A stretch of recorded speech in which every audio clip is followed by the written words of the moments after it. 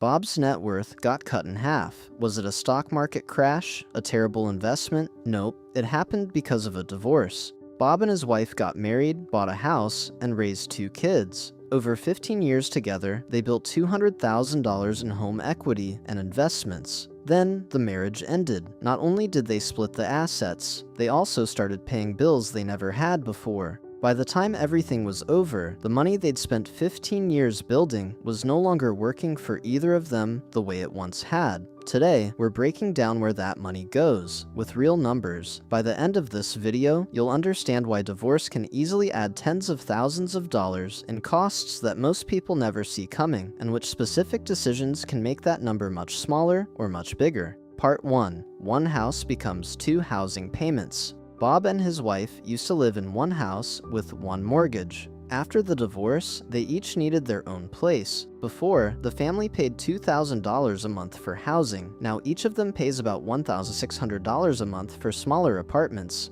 Together, that's $3,200 every month instead of $2,000. This isn't punishment, it's simple math. One household becomes 2, and the fixed cost of having a roof over your head doesn't get cut in half, it gets duplicated. Part 2. Selling the house comes with its own bill. Bob thought selling the house would solve everything. Sell it, split the money, move on. It rarely works that way.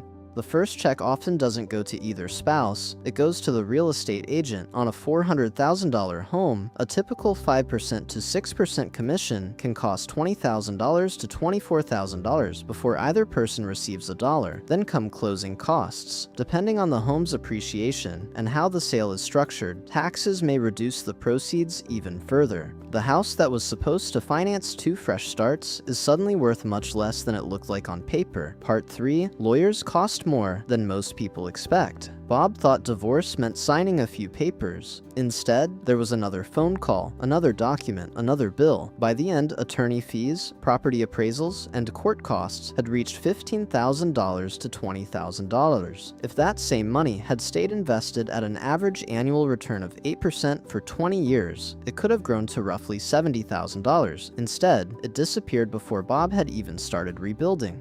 Part 4. Retirement accounts have hidden traps. Retirement savings sound simple to divide. They're often not. Over the course of the marriage, Bob and his wife accumulated $100,000 in retirement accounts. Depending on the state, the account type, and when the contributions were made, some or all of those savings may be subject to division. This is where expensive mistakes happen. If retirement assets aren't transferred through the proper legal process, the transfer can trigger taxes and early withdrawal penalties. Leave $50,000 invested for another 20 years at an average annual return of 8%. It grows to roughly $230,000. A paperwork mistake today doesn't just reduce today's balance, it quietly erases part of what that money could have become. But for many people, the most expensive part of divorce isn't the house, the lawyers, or even the retirement accounts. It doesn't even feel like a financial problem, and that's why almost nobody talks about it.